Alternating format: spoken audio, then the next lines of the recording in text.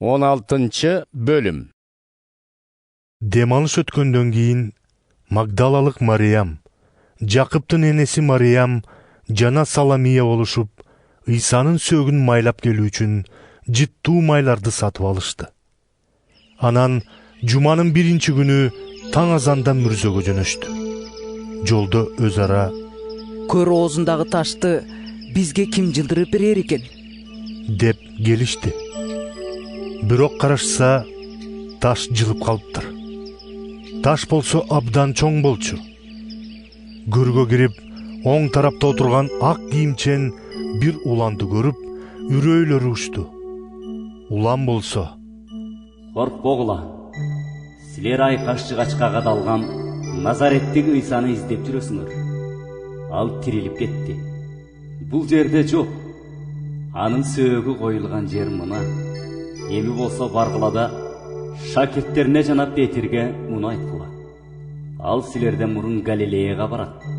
Өзү айткандай, силер аны ошол жактан көрөсүңөр" деди.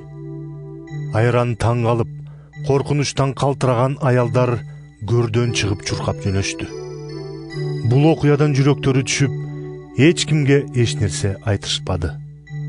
Жуманын биринчи күнү таң азанда тирилген соң, Ыйса ичинен 7 жинди кубалап чыгарган Магдалалык Мариямга биринчи көрүндү. Мариям анын боздоп ыйлап олтурушкан шериктерине барып көргөнүн айтып берди. Бирок алар Ыйсанын тирүү экенин жана Мариямдын аны көргөндүгүн угушса да ишенишкен жок.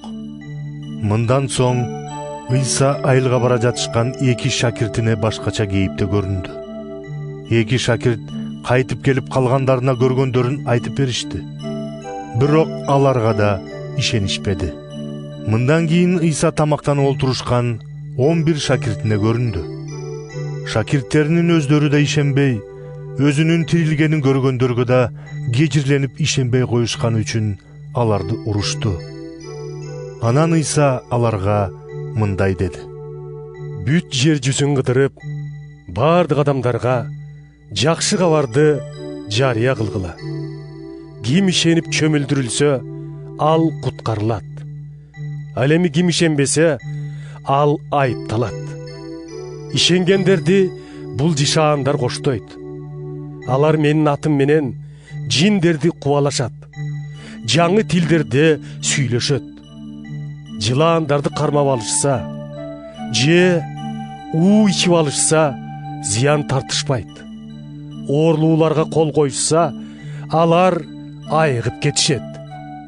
Ушул сөздөрдү айтып бүткөн соң, эгебиз Ыйса көккө көтөрүлүп, Кудайдын оң жагына, ардактуу орунга олтурду. Шакирттер болсо бардык жерлерде ушул жакшы кабарды таратып жүрүштү.